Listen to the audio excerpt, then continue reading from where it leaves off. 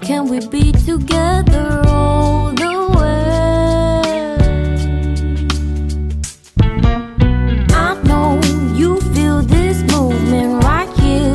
You just be vibing, reaching for something within you. I know you feel this movement right here.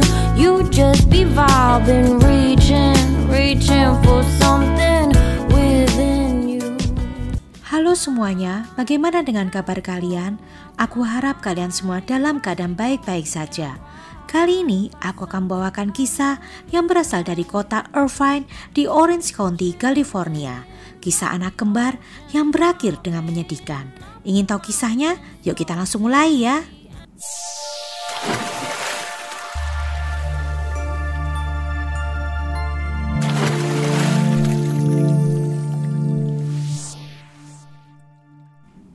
Sunny Han dan Gina Han lahir pada tanggal 30 April 1974 di Incheon, Korea Selatan. Sunny sebagai kakak lahir terlebih dahulu, sekitar 5 menit kemudian barulah Gina Han lahir. Biarpun kembar identik, sifat keduanya sangat berbeda. Sunny orangnya lebih ceria, periang, dan mudah bergaul. Sementara adiknya Gina, dia lebih pendiam dan serius. Semasa kecil, Sunny dan Gina tinggal bersama ibunya yang bernama Kim Bo Jun di Korea Selatan. Masa kecil Kim Bo Jun saat tinggal di Incheon, Korea Selatan termasuk menyedihkan. Kim Bo Jun sangat terpukul menyaksikan ayahnya pergi meninggalkan ibunya untuk wanita yang lebih muda. Dan ini mengakibatkan ibunya Kim Bo Jun yang merupakan nenek dari Gina dan Sunny Han akhirnya harus membesarkan 6 anaknya sendirian. Nah, masa lalu Kim Bo Jun inilah yang akhirnya mempengaruhi kehidupan Kim Bo Jun selanjutnya. Kim Bo Jun akhirnya pindah dari Korea Selatan ke California bersama kedua putrinya Sunny dan Gina. Di Orange County, California ini, Kim Bo Jun sering bergonta-ganti pacar dan pekerjaan. Selain itu, dia juga kecanduan bermain judi di berbagai kasino. Karena dia banyak menghabiskan waktunya untuk berjudi, dia tidak sanggup mengurus kedua anaknya. Sehingga kedua putrinya dititipkan dari satu penitipan ke penitipan yang lainnya. Ketika Sunny dan Gina menjadi remaja, para guru tidak bisa membedakan mana yang Sunny dan mana yang Gina. Mereka bersekolah di Mountain Empire High School yang terletak di perbatasan antara California dan Meksiko, yang lokasinya tepat di tengah gurun pasir yang panas dan berdebu. Untuk membedakan mereka agar orang lain tidak kebingungan, rambutnya Gina dipotong pendek dan berponi, sementara Sunny dibiarkan berambut panjang. Walaupun mereka tumbuh besar tanpa didampingi ayah mereka, Sunny dan Gina saling mendukung satu sama lain. Gina menganggap Sunny sebagai satu-satunya figur yang dia miliki dan dia kagumi. Sedangkan Sunny yang lebih dewasa selalu terhindar dari kemarahan Kim Bo Jun karena Sunny tahu bagaimana menghadapi dan menghibur ibunya. Itulah sebabnya mengapa Kim Bo Jun lebih menyukai Sunny daripada menyukai Gina. Karena merasa tidak sanggup lagi, akhirnya Kim Bo Jun menitipkan si kembar Sunny dan Gina ke kerabat jauhnya, yaitu keluarga Norris. Disinilah si kembar baru merasakan kasih sayang karena diperhatikan oleh keluarga angkatnya.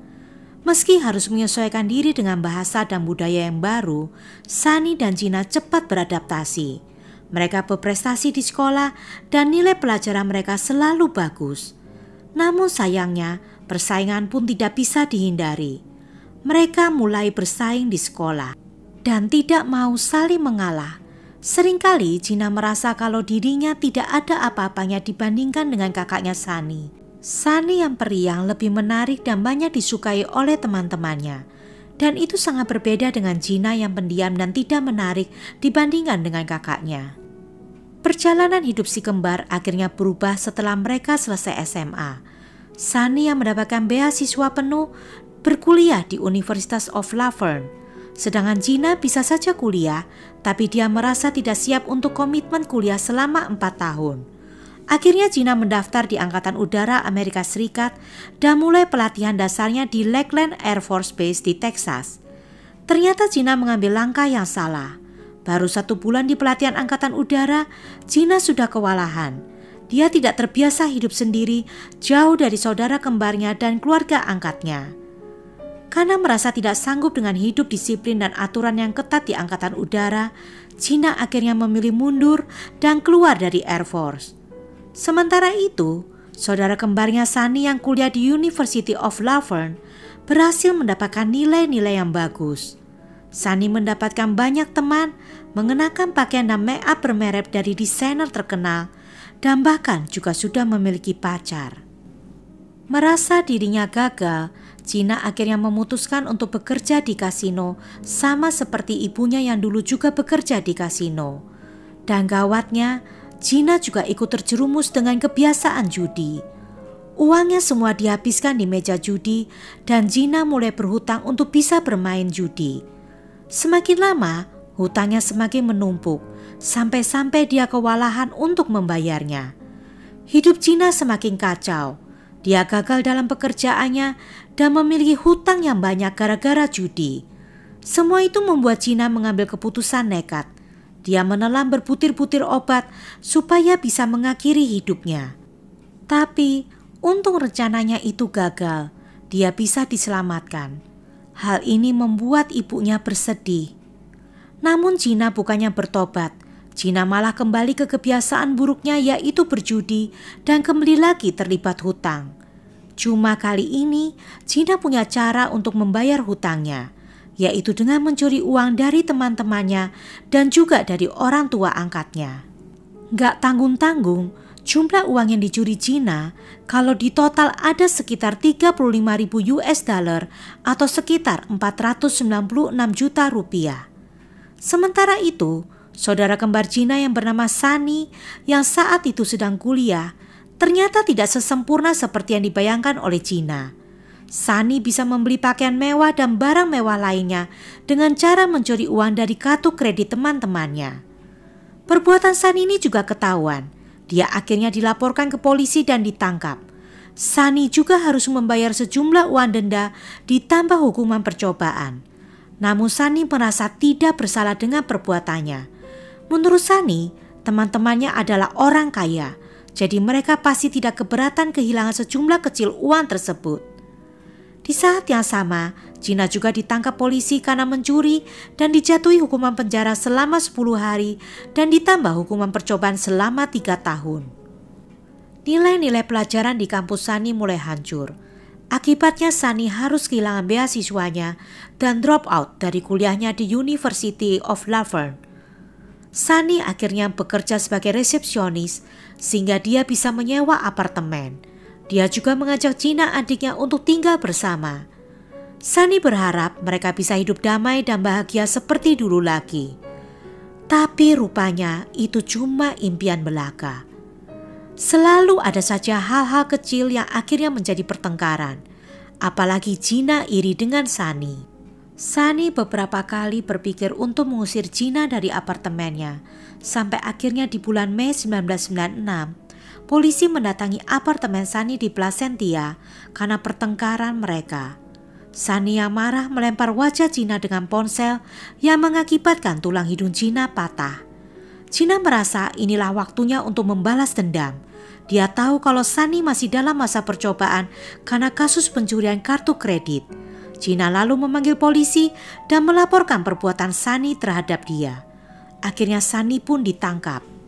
Sunny menelpon dari penjara. Dia marah dan memaki-maki Gina. Sunny juga mengancam begitu dia sampai di apartemen, Gina akan langsung diusirnya. Gina ketakutan. Kalau sampai diusir, dia tidak tahu harus tinggal di mana lagi. Jadi sementara Sunny di penjara, Gina mengambil dompet dan kartu identitas, juga kartu kredit milik Sunny. Gina bahkan juga membawa kabur mobil BMW milik Sunny.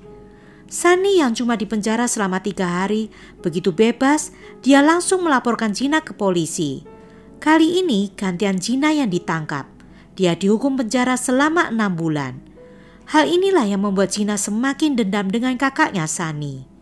Setelah Gina keluar dari penjara, dia mencari cara untuk membalas dendamnya. Gina akhirnya bertemu dengan Archie Bryan yang berusia 18 tahun dan Jonathan Yosi Sayarat yang berusia 15 tahun. Mereka berdua mau diajak bekerja sama dengan bayaran murah, yaitu masing-masing mendapatkan 100 US dollar.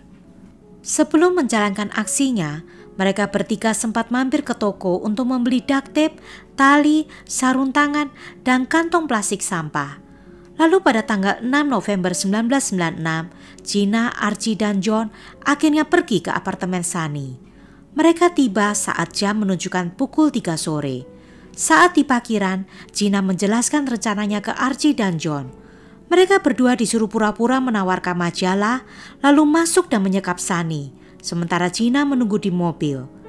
Namun rencana itu tidak berjalan dengan mulus. Di apartemen Sunny, rupanya ada Helen Kim yang merupakan teman satu apartemennya Sunny. Helen yang curiga dengan Archie dan John tidak mau membiarkan mereka masuk. Tapi Archie dan John berhasil memaksa masuk. Helen akhirnya ditangkap, tangannya diikat, dan mulutnya dilakban. Sunny yang waktu itu ada di dalam kamar mandi mendengarkan suara ribut-ribut. Dia pun langsung menelpon 911 untuk meminta bantuan. Di saat yang sama, Archie menyuruh John untuk mengawasi Helen, sementara dia mengecek suara yang berasal dari kamar mandi. Di sanalah Archie melihat Sunny dengan ponsel di tangannya. Tapi Sunny dengan cepat berbohong dan bilang kalau dia tidak menelpon siapa-siapa. Sunny dan Helen akhirnya disekap di kamar mandi. Mereka berdua diikat dan mulutnya ditutup dengan lakban. Sementara Archie menjaga Sunny dan Helen, John mengambil dompet dan paspor milik Sunny, lalu langsung kembali ke parkiran untuk menyerahkan barang-barang Sunny kepada Gina. Asal kalian tahu, pada saat itu Gina, Archie, dan John tidak tahu kalau Sunny sudah menelpon 911. Tidak lama kemudian, polisi mulai tiba di apartemen Sunny. Melihat kedatangan polisi, Gina dan John bersembunyi di dalam mobil. Gina curiga kalau aksi kejahatan mereka telah ketahuan. Archie yang juga melihat kedatangan polisi dari kaca jendela apartemen mulai merasa panik. Dia bingung dan sangat ketakutan karena Gina dan John tidak muncul sama sekali. Saking takutnya, Archie akhirnya memutuskan untuk melepaskan Sunny dan Helen sambil berpesan ke mereka kalau polisi bertanya bilang saja kalau semua ini adalah prank. Nah, saat mereka bertiga keluar dari apartemen, polisi langsung mengamankan Sunny dan Helen, sedangkan Archie langsung ditangkap oleh polisi. Gina dan John yang melihat kejadian itu dari jauh menjadi panik dan langsung kabur dari tempat itu. Ketika kabur, Gina sempat ke bank dan mengambil uang sejumlah 5.000 US dollar dengan menggunakan kartu kredit milik Sunny. Setelah mendapatkan info dari Archie, polisi mulai mencari Gina dan John. Kurang lebih 6 jam kemudian, polisi berhasil menangkap Gina dan John di Bandara San Diego. Saat itu, Gina dan John sedang berusaha mengganti mobil sewaan mereka untuk menghilangkan jejak. Di dalam mobil itu, diketemukan sejumlah barang seperti lakban, tali, sarung tangan, kantong plastik, dan cairan pembersih. Selain itu juga diketemukan kartu identitas dan paspor milik Sunny. Rupanya ya guys, Gina ini punya rencana yang jahat. Dia berencana akan melenyapkan Sunny, lalu Gina akan mengganti identitasnya menjadi Sunny. Orang-orang tidak akan curiga karena mereka adalah kembar identik. Untunglah rencana ini berhasil digagalkan. Tapi saat Sunny menemui Gina di penjara untuk menanyakan apakah Gina ingin membunuhnya, Gina bilang kalau dia tidak berencana untuk membunuh Sunny sama sekali. Mendengar hal itu, Sunny menangis dan berpelukan dengan Gina. Sunny juga tidak mau bekerja sama dengan jasa penuntut yang akan memberatkan hukuman Gina. Semua itu dilakukan Sunny karena Sunny tidak ingin Gina di penjara. Akhirnya ya guys, sidang pertama digelar di Orange County pada tanggal 30 Oktober 1997. Pada saat itu Sunny terlihat tampil rapi dan sangat tenang. Dia bersaksi di pengadilan perihal kedekatannya dengan Gina, saudara kembarnya.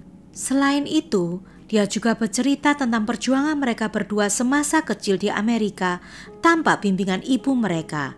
Sunny mengatakan sampai kapanpun dia akan tetap mencintai Gina, adiknya. Semua orang kaget dengan pernyataan Sunny tersebut, karena Sunny masih saja membela Gina walaupun saudaranya itu mau membunuhnya. Di hari kedua persidangan, Sunny tampil berbeda. Dia berpakaian kurang cocok dan tanpa make up. Sunny terlihat sempoyongan saat berjalan. Dia mengaku telah menelan berbutir-butir obat tidur. Sidang pun akhirnya ditunda karena kondisi Sunny yang tidak fit. Ambulans pun segera dipanggil untuk mengantarkan Sunny ke rumah sakit. Sidang akhirnya baru bisa dilanjutkan kembali setelah Sunny pulih. Masyarakat Korea yang tinggal di Amerika mengumpulkan hingga 17.000 tanda tangan supaya Gina bisa dibebaskan dari hukumannya. Namun, pada tanggal 29 November 1997, pengadilan memutuskan kalau Gina, Archie, dan John bersalah. Archie dihukum selama 16 tahun penjara dan John yang masih di bawah umur harus masuk rehabilitasi untuk remaja. Sementara Gina, sebagai dalang dalam kasus ini, dia dijatuhi hukuman penjara selama 26 tahun. Well, bagaimana menurut kalian mengenai kasus ini? Apakah Gina pantas dihukum selama itu atau lebih baik dibebaskan saja? Seperti biasa, aku tidak sabar menanti jawaban kalian di kolom komen. Oke, sampai ketemu di lain cerita. Bye!